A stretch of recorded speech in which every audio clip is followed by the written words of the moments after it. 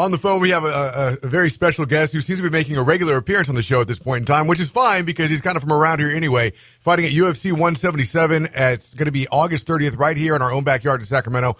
Welcome to the show, Mr. TJ Dillashaw. Thanks for getting up and joining us today, man. No problem. Thanks for having me on again. Of course. Hey, you got to come in the studio one of these days. Yeah, absolutely. You're close enough, man. Why not? You know what I'm saying? Yeah. So this is going to be one of the quickest title rematches, or is it the quickest title rematch in UFC history? Shoot, I don't know. I mean, it's definitely quick. I don't know if it is the quickest, but definitely could be. Yeah, I think you beat Tim Sylvia versus Arlovsky the rematch by like 20 days or something like that.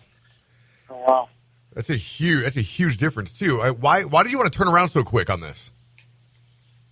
You know, it wasn't so much my choice. It was the fact that I just want to fight who they want me to fight, and kind of just be a company man, and be a great champion that I'll fight whenever and whoever. And they were going to come to Sacramento, and I wasn't going to turn down fighting in Sacramento because my hometown, all my friends and family get to come and watch, and it's just I get to get paid again for kicking Barrow's butt again.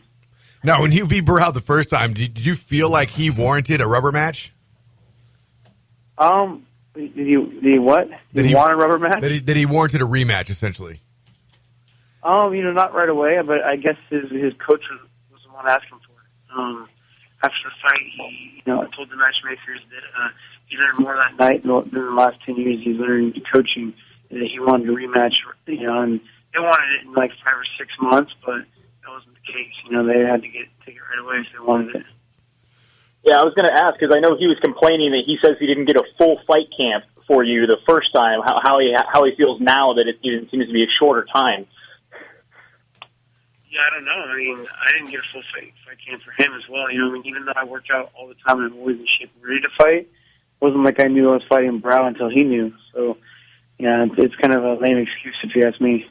Now, for people that are saying that regardless of his excuse, for people that are saying the first fight may have been a fluke, what are you going to do differently this time to prove to everybody that it wasn't a fluke? I said that's going to do the same thing. Add some new tricks to my game, and beat him everywhere, beat him on the ground, beat him on my feet, just proves that I'm the better fighter, and just believe in myself that I could do it again. Just go out there and show the world that I'm as good as I was that night. You're going to try to land a big bomb in the opening round like you did last time? That's always the plan, to land a big bomb. Whenever you land a big punch, that's the plan. Oh, yeah, it is. So we know that Dwayne Bang Ludwig was a huge part of your game plan last time. Now, I read somewhere he's living with you right now? Yeah, he is, yeah. He found out about the rematch, and he's in the process of trying to open his own gym in Colorado, but until then, he moved into my house while he's got a family out there and has been out here training me for the fight. Now, you just got married. How does your new wife feel about him living with you guys? It's good. She understands what's got to happen for my career. Luckily, Dwayne's a good house guest, so she doesn't mind too much. For some reason, I picture Dwayne just running around and just saying "bang" all the time, like Emerald.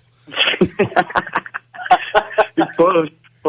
Definitely always running around doing stuff. He's OCD about keeping the house clean and going over technique. And like I said, he's a great house guest, man. Right on. That's very cool, man. So, what do you feel about this whole John Jones and DC controversy going on right now?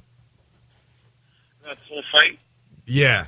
I guess a little childish, I mean, I don't know, just two guys that don't like each other, I guess, I guess it builds the fight up a bit more, but a little childish in my mind. So if Barrow was to put his forehead against yours and kind of nudge you forward at the next weigh-ins or at the next media day, you wouldn't react the same way? I don't think so, no. I don't think I would get that aggressive in such a way. I don't know, I'm not that aggressive a person outside of competition. If we're in practice or if I'm in the octagon, I'm going to be really, really aggressive. But outside, not so much. I don't know why. I think it's just a competition to get me going. That brings up a question, like, is there anybody in the UFC that you genuinely don't like? No, not really, actually. I mean, you always dislike the way some people act here and there, but you don't dislike them as a person, But I don't have any hate for anybody. Interesting. Well, it's all professional for you. You get in there. This is your job. I mean, man, I got people at my job I don't like. But you guys can get a ring in the office and we'll throw down when you guys are pissed off at each other. Yeah, that would be interesting. Yeah. I'm having a little bit of trouble hearing your phone is breaking up just a little bit, man. So if there's a little lag on my end, sorry about that. No worries.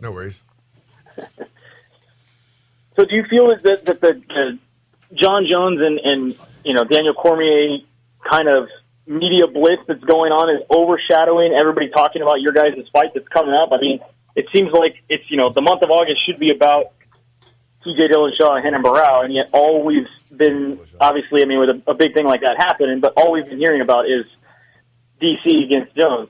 Do you feel like you guys are kind of being overshadowed by that fight? I don't know, man. I don't really look into too much of what's going on in the media and going on all the interviews and stuff. I kind of just stick to my own world and training, so I haven't really actually paid attention to it at all. I mean, I saw the fight, the little scuffle that they got into. But other than that, I haven't really noticed it at all. I've noticed that there's been tons of commercials from Renan Barao's fight anytime I'm watching TV or get on the radio in Sacramento. But, so I don't know, man. I mean, I haven't really paid attention to it. And along that same line of thought, is it kind of awkward? I mean, we brought this up last time that we talked about this, but with you training with Uriah Faber and, of course, him always falling just shy of the gold in the UFC, the guy is a hell of a fighter. He wins every fight that's not a title fight, but he seems to have issues when it is a title fight. Yet you are able to not only bring home the gold now, but now you're defending the gold in both of your guys' hometown. Is there any kind of awkwardness at all with Uriah? No awkwardness. He's so happy for me, man. He's the one that brought me up in the sport. He's a great guy. He showed me the way, man. He's done a great job as being a leader and just teaching me everything I need to learn. And then it is kind of weird that there's going to be a fight in Sacramento and I'm the one headlining it. So it's kind of crazy to me because Uriah has always been the one to push for Sacramento. He's always been the one that's the big fight here. And it's cool that I get to be headline fight. Well, don't speak too soon because it's still entirely possible that after weigh-ins, Uriah Faber could lock you in a closet, steal your belt, and go fight for you. That is a very good possibility, actually. No, that's more of a possibility than someone getting hurt before the fight. What is that? I have no idea. Someone's blowing in a bottle? All right, man. So we got one more question for you. We already asked you the bear pterodactyl one. We already asked you the ducks and horses one. So now we got to throw something completely different at you. You ready? Okay. Let's see. All right. So if you had to be stuck for 5 hours, would you rather be stuck in an elevator or on a ski lift? I think I'd rather be stuck on a ski lift, man. At least you get a good view. You're outside.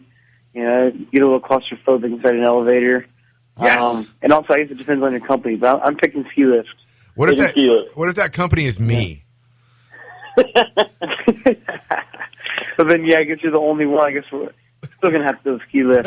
Either way, Joey, he can choke you out and he doesn't have to listen to you. It's going to be harder on a ski lift. I can throw you off the ski lift. You know what I mean? In the elevator, I'm stuck with you. This is true. That's fair enough, man. Hey, TJ, thanks so much, dude. UFC 177 is going down August 30th, happening in Sacramento. If you can make it to this one, you might as well. It's in your own backyard. Otherwise, make sure you get it on pay-per-view. Defending his title up against Renan Barao is going to be one hell of a fight. TJ, thank you so much for being on the show today, man. No problem. Thanks for having me on again.